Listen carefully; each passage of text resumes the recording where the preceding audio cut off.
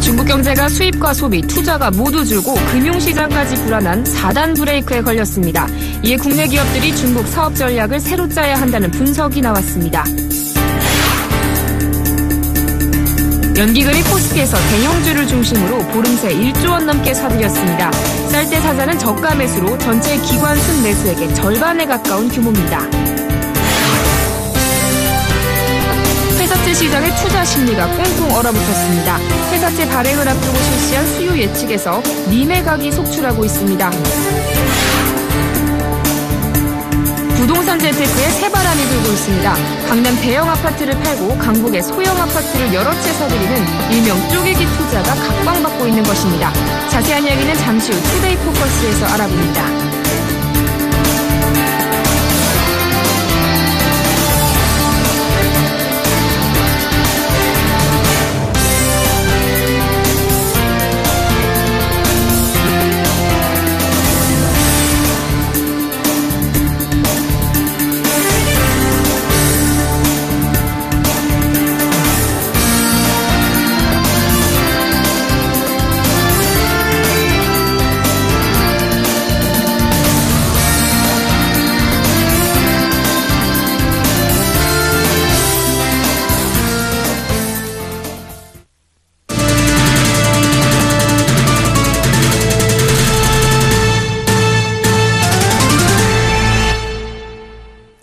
여러분 안녕하십니까? 14일 월요일 생경제 현장 오늘의 주요 뉴스입니다.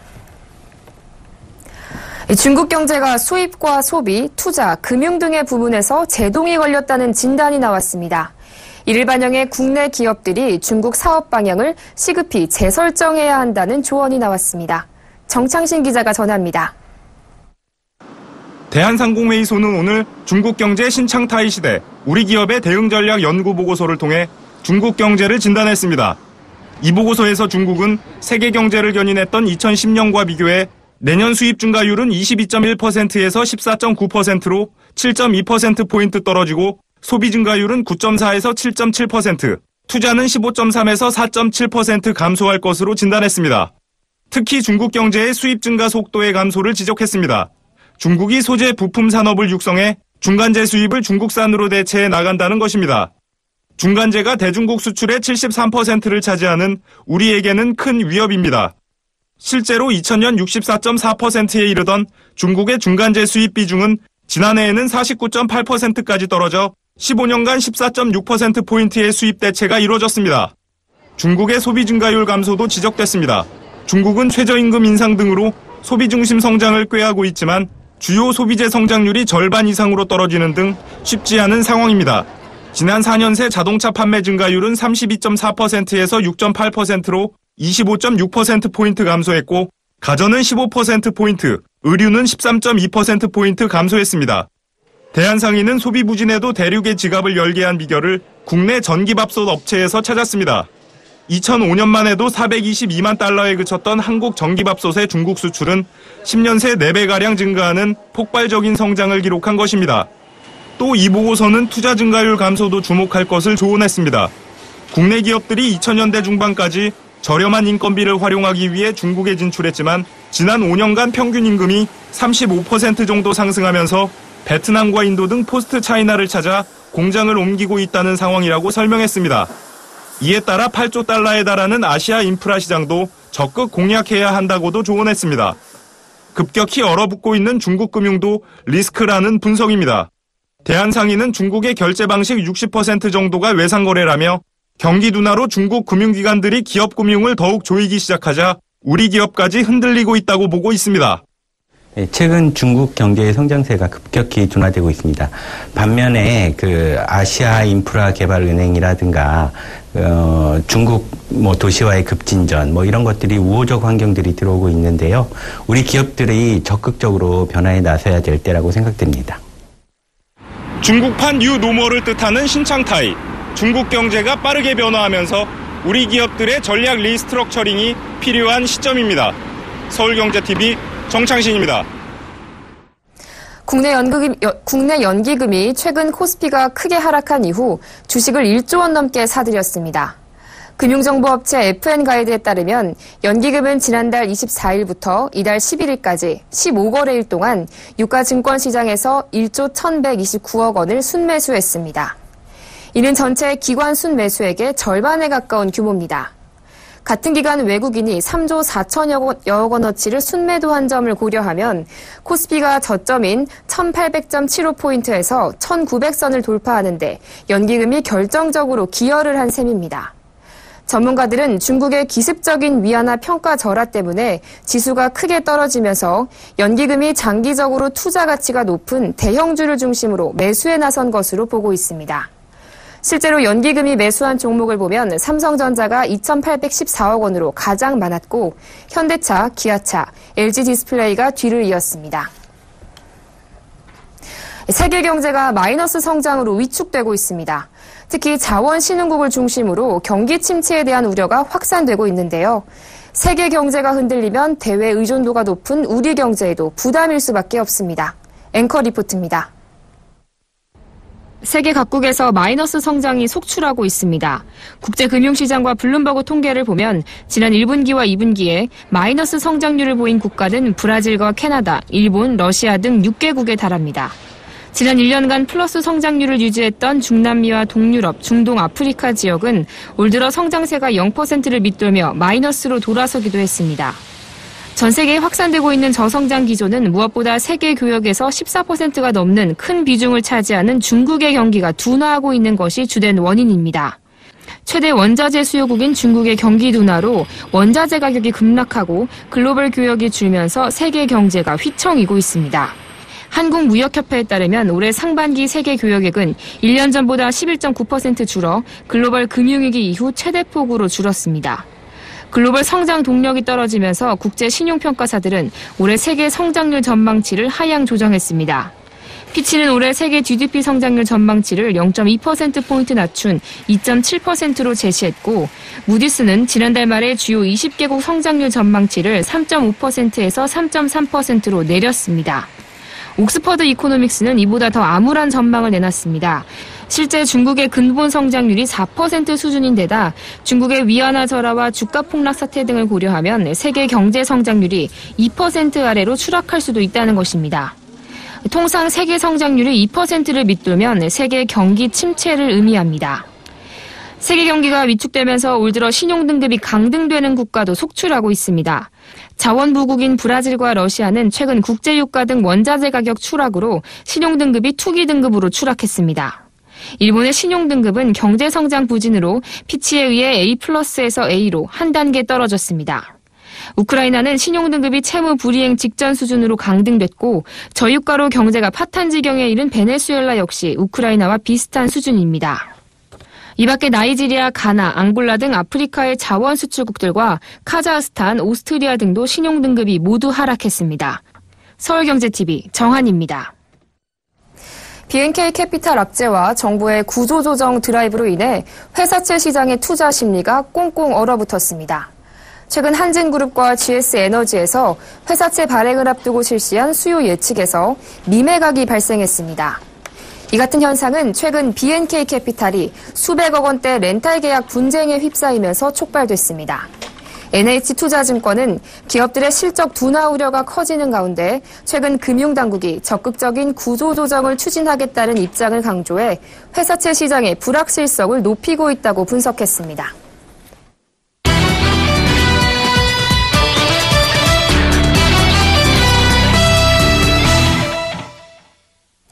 과거와 같은 집값 상승을 기대하기 어려워지면서 부동산 재테크에도 변화의 바람이 일고 있습니다. 매매 차익보다는 월급처럼 매달 임대 수익을 얻는 방식이 선호되고 있는 것인데요. 자세한 이야기 보도국 정훈규 기자와 나눠보겠습니다. 안녕하세요. 네, 안녕하십니까. 네, 최근 집주인들이 전세보다 반전세나 월세를 선호하는 현상이 뚜렷해지면서 이 투자 방식에도 변화가 있다면서요? 네, 과거에는 조금 무리해서라도 강남 등의 집을 사서 매매 차익을 노리는 것이 가장 일반적인 부동산 투자 방식이었는데요. 최근에는 일명 쪼개기라고 해서 강북의 아파트를 사는 것이 투자자들 사이에서 각광을 받고 있습니다. 서울 강남 지역의 대형 아파트를 팔고 강북 지역의 작은 아파트 여러 채를 사들인다고 해서 쪼개기라고 하는데요. 주로 큰 집이 필요하지 않은 은퇴 세대들이 집을 줄이고 남은 차익으로 강북의 소형 아파트를 사들여 임대를 놓고 있습니다. 이 때문에 최근 소형 아파트가 많은 서울 노원, 도봉, 강북구 등 주로 강북 지역의 임대 수익을 노린 투자자들이 몰리고 있습니다. 이 지역 공인중개소들의 최근 분위기를 물어봤더니 소형 아파트 매매 문의가 급증하고 있다고 합니다. 과거와 또 다른 점은 2000년대만 하더라도 10채씩 사들여 전세를 놓는 사람들이 많았지만 최근에는 주로 소형 한두 채를 사서 월세를 놓으려는 투자자들이 많다고 합니다. 네, 사실 이 10억 원 이상의 여유 자금이 있으면 강남에 투자하는 것이 당연시 됐었는데요. 이 쪼개기 재테크로 강북 아파트가 수익형 부동산으로 재평가받고 있다고 봐도 되는 것일까요? 네, 노원, 도봉, 강북구 등은 서울의 대표적인 서민 주거 지역인데요. 이 지역의 아파트 거래는 주로 거주자들 사이에서 이루어지는 경우가 많았지만 최근에는 강남 등 외부인이 아파트를 사들이는 경우가 늘고 있습니다. 온나라 부동산 정보 포털에 따르면 노원구 아파트를 사들인 사람 중 노원구 외 지역 거주자의 비중은 2013년 32.7%였습니다. 그런데 올해 7월에는 이 비중이 42.6%로 2년 새 10%포인트나 늘었는데요. 전세를 살다가 같은 단지의 아파트를 매입하는 실수요자가 많은 지역이었지만 월급처럼 월세 수입을 얻으려는 투자자들이 이 지역에 크게 늘었다는 것을 보여주는 지표입니다. 그렇군요. 이 쪼개기 재테크가 이렇게 곽강받는 이유가 궁금한데 구체적으로 수익이 얼마나 나오나요? 네, 쪼개기가 유행하는 것은 강남 대형 아파트들의 집값은 과거처럼 오르지 않는 반면에 강북 소형 아파트는 비교적 저렴한 데다가 월세 수요도 풍부해서 상대적으로 투자 매력이 높기 때문입니다. KB국민은행에 따르면 도봉구 아파트의 3.3제곱미터당 평균 매매가는 930만 원으로 강남구나 서초구의 3분의 1 수준입니다. 바꿔 말하면 강남 아파트 한 채를 팔면 이곳에 세 채를 살 수 있는 셈인데요. 현재 3억 원 초중반대에 거래되는 노원구의 전용 58제곱미터 아파트의 경우 월세를 넣으면 보증금 5천만 원에 월세 100만 원을 받을 수 있습니다. 수익률은 4.3% 정도로 한국은행 기준금리의 3배 정도인데요. 지난 7월 서울 아파트의 평균 임대 수익률이 3%대 초반이었던 점을 감안하면 이 지역의 임대 수익률은 상당히 좋은 편입니다. 강남의 10억대 아파트를 판 후 소형 아파트를 세 채 사서 한 채를 주거용으로 쓴다 하더라도 매달 200만 원에 가까운 임대 수익을 올릴 수 있는 것입니다. 네, 그렇다면 마지막으로 주의할 사항은 없습니까? 네, 쪼개기를 하기 위해서 월세 수요를 고려하지 않고 무조건 저렴한 아파트에 분산 투자했다가는 낭패를 볼 수가 있습니다. 바로 공실 위험 때문인데요. 전문가들은 쪼개기에 나서더라도 지하철 역세권이나 내년에 착공될 동북선 경전철 주변 지역 등 교통 여건이 좋은 지역의 소형 아파트에 투자해야 공실 위험을 줄일 수 있다고 조언합니다. 네, 쪼개기 재테크와 관련해서 보도국 정훈규 기자와 함께했습니다. 오늘 말씀 잘 들었습니다. 고맙습니다. 네, 감사합니다.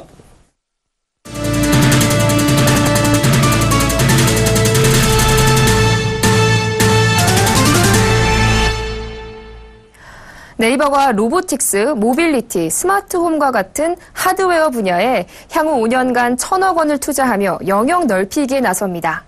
송창영 네이버 최고기술 책임자는 오늘 서울 코엑스에서 열린 개발자 콘퍼런스 데뷔 2015의 기조연설에서 이런 계획을 담은 프로젝트 블루를 공개했습니다. 이 프로젝트는 네이버의 기술연구소인 네이버랩스가 주도하게 됩니다. 네이버랩스는 네이버가 보유한 소프트웨어 역량을 로보틱스, 모빌리티, 스마트홈 등 하드웨어 분야로 확장하기 위해 국내외 주요 대학, 기업들과 공동 연구 개발을 추진할 계획입니다. 네이버는 현재 해외 공동 프로젝트를 진행할 국내외 주요 대학과 석학들을 물색 중이며 세계적인 로봇 공학자인 데니스 홍 교수는 이미 긍정적인 의사를 밝혔다고 설명했습니다.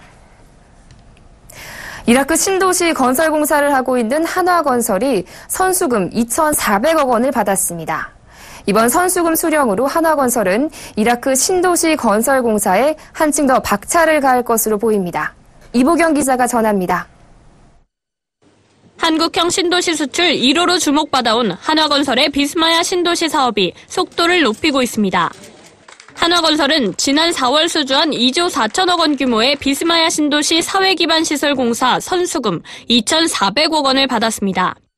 이라크 정부는 지난 8월 최우선 사업으로 국민주택 건설에 대한 확고한 추진 의지를 밝힌 데 이어 이번 선수금 지급을 통해 최근 유가 하락 등으로 어려운 상황이 지속되는 중에서도 국민주택 건설에 대한 강력한 추진 의지를 다시 한번 표명한 것입니다. 이에 따라 저유가 탓에 전망이 불투명해졌던 신도시 사업이 탄력을 받을 것으로 보입니다. 이번 선수금 수령은 유가 하락 등 여러모로 어려운 상황 속에서도 이라크 정부가 국가 사업인 국민주택 건설에 대한 강력한 추진 의지를 표명한 것이라고 볼 수 있습니다. 한화건설은 현재 수주액 11조 4천억 원 규모의 비스마야 신도시 건설 공사를 진행 중입니다. 비스마야 신도시 건설은 이라크 전후복구 사업의 상징적인 지역으로 도로와 상하수도 등 도시 기반 시설과 국민주택 10만 가구를 건설하는 공사입니다. 2019년 공사가 마무리되면 우리나라 분당 신도시와 비슷한 규모의 대형 신도시로 탈바꿈하게 됩니다. 이라크 정부의 국민주택 건설 사업 의지가 이번 선수금 지급을 통해 재확인됐습니다. 이로써 우리 건설업계의 제2의 중동 부문 한층 더 탄력을 받을 것으로 보입니다. 서울경제TV 이보경입니다. LG유플러스가 마이크로소프트와 손을 잡고 큰 비용 부담 없이 중소, 중견 기업들이 사무 환경을 스마트하게 바꿀 수 있는 비즈 스카이프를 출시했습니다. 기존 LG유플러스의 인터넷 전화와 마이크로소프트의 스카이프가 결합된 것으로 양사의 노하우가 어우러졌다는 소식입니다. 보도에 양한나 기자입니다. 회사 업무를 위한 컴퓨터 화면에 화상통화, 메신저 대화창, 문서가 동시에 나타났습니다. 상대방의 얼굴과 음성이 나오고 실시간으로 문서를 공유해 같은 화면을 동시에 볼 수 있습니다. 모바일이나 태블릿으로도 작동해 사무실이 아닌 외부 현장에서도 접속이 가능합니다. LG유플러스는 오늘 마이크로소프트와 손을 잡고 이 같은 업무용 커뮤니케이션 서비스인 비즈 스카이프를 내놨습니다. 비즈 스카이프는 클라우드 방식의 업무용 통합 커뮤니케이션 솔루션으로 시간과 장소의 제약 없이 업무를 볼 수 있습니다. 과거에는 전화나 PC나 휴대폰이나 또 타블릿 이런 것들이 각각 따로따로 움직여서 굉장히 불편한 점이 많았습니다. 그래서 저희가 이거를 클라우드 솔루션으로 통합된 커뮤니케이션 방식으로 묶었습니다. 4개의 디바이스가 같이 움직일 수 있도록 했고요. 디바이스 간에 화상회의가 다 이루어지도록 그리고 언제든지 같이 공유할 수 있도록 그렇게 해서 일명 스마트 워크플레이스라고 불리는 화상회의가 가능한 업무 환경은 일부 대기업 위주로만 이용돼 왔습니다. 해당 설비를 구축하기 위한 높은 비용과 운영상의 어려움이 따랐기 때문입니다. 그러나 비즈 스카이프를 통해 중소, 중견 기업들도 경제적 부담 없이 스마트한 업무 환경을 갖출 수 있다는 소식입니다. 하나당 3,000원이면 저희 현장 직원들 왔다 갔다 하는 비용을 계산하더라도 이거는 뭐 거의 공짜에 가까운 그런 비용으로 저희가 쓸 수 있기 때문에 비즈 스카이프에서 눈여겨볼 또 다른 특징은 다자간 영상회의입니다. 음성이나 영상회의를 여럿이 진행할 수 있고 이를 모두 녹음, 녹화할 수 있어 별도의 회의록을 작성할 필요가 없습니다. LG유플러스는 대기업이 쓰는 화상회의 등 첨단 업무 환경을 340만 중소, 중견 기업이 저렴하게 쓸 수 있는 비즈 스카이프 서비스를 정액요금제 월 6,000원부터 내놓을 예정입니다. 서울경제TV 양한나입니다. 지난해 8월 정부가 대출 규제를 완화한 이후 중신용층과 저신용층이 더 많은 돈을 빌린 것으로 나타났습니다. 금융감독원이 국회 정무위 김기식 의원에게 제출한 자료에 따르면 올해 1월 말 평균 주택담보대출 비율 LTV는 52%로 규제 완화 전인 지난해 7월 말보다 1.2%포인트 올랐습니다.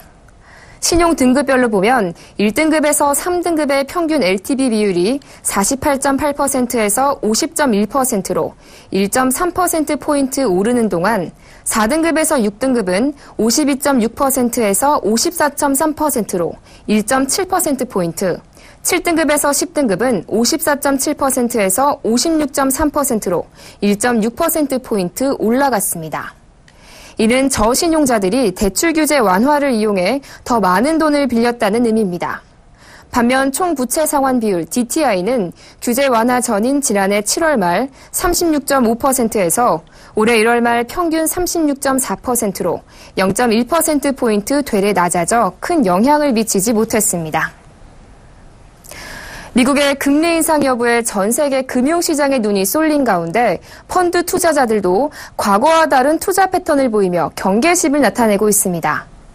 코스피가 수년간 1,800에서 2,100 수준의 장기 박스권에 갇히며 펀드 투자자들은 지수가 2,000을 넘기면 반사적으로 돈을 빼고 2,000 이하에서는 자금을 넣는 흐름을 보여왔습니다. 하지만 최근에는 급격한 지수 하락에도 펀드에 선뜻 투자 자금을 넣지 못하는 모양새입니다. 이번 달 들어 지난 10일까지 상장지수 펀드를 제외한 국내 주식형 펀드에는 하루 평균 429억 원가량이 순유입됐습니다. 이 기간 코스피가 1,800에서 1,900대를 오갔던 것을 고려하면 미지근한 유입세입니다. 종가 기준으로 연초 이후 처음 1,900선이 붕괴됐던 지난달 21일만 해도 국내 주식형 펀드로 2,626억 원이 순유입되는 등 저가 매수세가 활발했던 것과는 대조되는 모습입니다. 미국이 기준금리를 인상하면 채권 가격이 폭락하는 사태가 발생할 수 있다는 전망이 나왔습니다.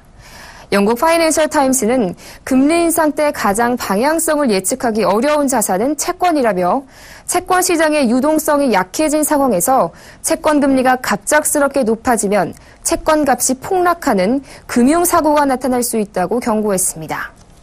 지난 1994년 미국이 급격하게 기준금리를 올리면서 대학살이라고 불릴 만큼 채권 가격이 폭락했던 일이 재현될 수 있다는 얘기입니다.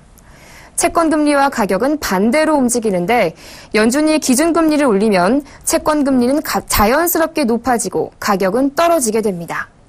금융위기 이후 시장에 채권 매입이 가능한 자금은 줄어들었지만 저금리가 지속되면서 채권 발행은 증가해왔습니다. 이 가운데 금리가 인상되면 채권 가격이 하락해 팔려는 사람은 많지만 사려는 사람은 적을 가능성이 더욱 커지게 됩니다. 전 세계적으로 약 800만 대 이상의 판매고를 올린 포드의 대형 SUV 베스트셀링카 익스플로러 2016년 신모델이 나왔습니다. 이번에 부분 변경 모델로 출시한 2016년 뉴 익스플로러는 2.3리터 에코부스트 엔진과 셀렉트 시프트 6단 자동 변속기를 갖췄습니다. 기존 3.5리터 모델 대비 토크가 15% 이상 좋아졌습니다.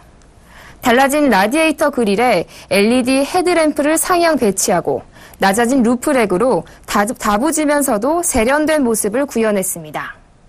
2016 뉴 익스플로러의 가격은 2.3리터 리미티드 모델 기준 5,600만 원입니다. 이는 개별 소비세 이다분이 반영된 금액입니다. 우리나라의 자영업자 비율은 27.4%로 그리스, 터키, 멕시코에 이어 OECD 4위를 차지해 세계적으로 높은 수준인 것으로 나타났습니다. 8월 전월세 거래량은 11만 7,280건으로 지난해 같은 달 11만 2,301건보다 4.4% 늘고 전달인 7월보다는 4.3% 감소했습니다. 한국납세자연맹에 따르면 담뱃값 인상에 따른 내년 세수가 인상 직전 해인 지난해보다 5조 8,659억 원 늘어난 12조 6,084억 원에 이를 것으로 추산됐습니다. 근로소득과 금융, 임대소득 등을 합친 통합소득 기준 상위 10만 명이 2013년 한 해 동안 벌어들인 돈이 평균 4억 7천만 원인 것으로 나타났습니다.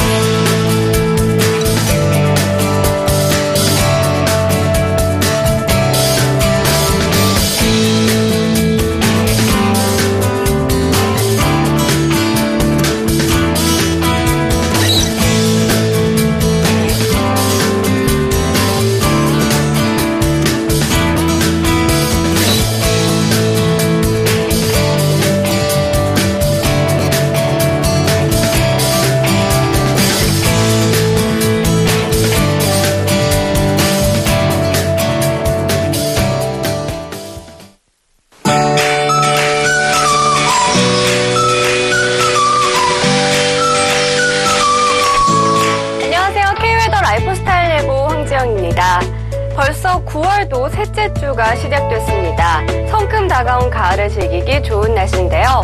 내일은 오후에 되면서 점차 구름이 많아지겠고요. 제주도는 점차 흐려져 늦은 밤부터 비가 내리겠습니다. 미세먼지 농도는 전국이 좋음 단계로 대기가 깨끗하겠고요. 자연지수는 중부지방은 나쁨, 남부지방은 약간 나쁨 단계 예상됩니다. 사람이 가장 쾌적함을 느끼는 온도가 15도에서 20도 사이고요. 작업 능률에 가장 좋은 온도가 일반 사무직의 경우 25도 전후인데요. 내일은 오늘보다 아침 기온은 오르고 낮 기온은 더 내려가면서 일교차가 더 적어지겠고요. 활동하기 쾌적한 날씨를 보이겠습니다. 현재 위성 영상 보시면 전국이 쾌청한 가을 하늘을 드러내고 있습니다.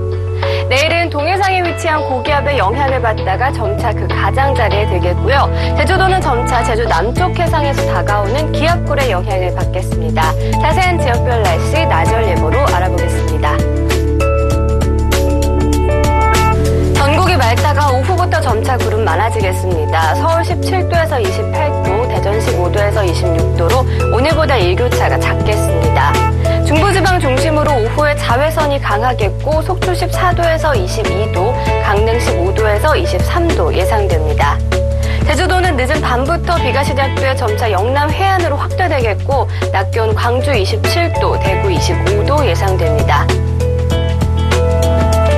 그 밖의 상은 잔잔하겠지만 남해상에서는 오후부터 비가 내리는 가운데 물결이 다소 높게 일겠습니다. 내일 밤 제주도에서 시작된 비는 수요일에는 영남 해안까지 확대되겠고요. 목요일 새벽까지 이어지겠습니다. 그 밖의 날과 그 밖의 지역은 가끔 구름만 지나갈 것으로 전망됩니다. 기상정보였습니다.